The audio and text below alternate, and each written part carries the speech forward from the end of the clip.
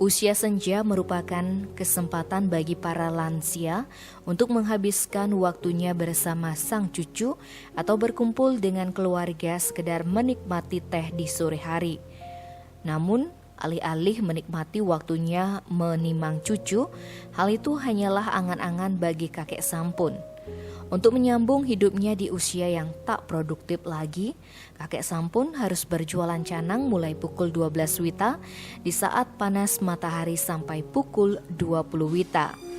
Kakek berusia 73 tahun ini membuka lapaknya di kawasan Jalan Hayam Wuruk Denpasar, dekat dengan toko-toko tanaman.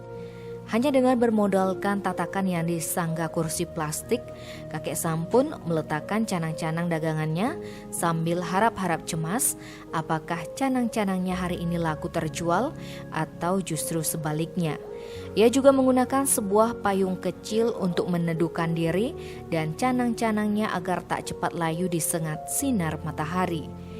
Ditemui saat berjualan Minggu 26 September, kakek Sampun mengaku canang tersebut dibuat sendiri.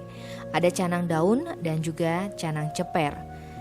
Canang daun harganya Rp5.000, sedangkan canang ceper Rp15.000.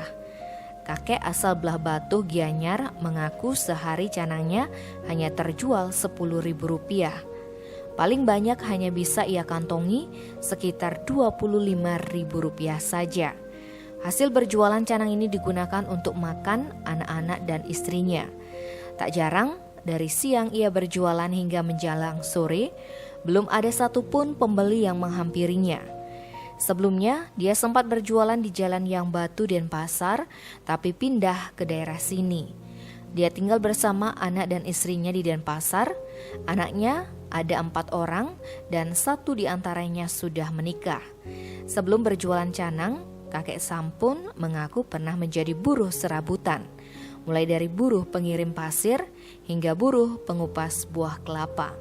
Namun seiring usianya yang sudah senja, kakek Sampun tak kuat lagi melakoni pekerjaan tersebut. Tim Bali Express melaporkan.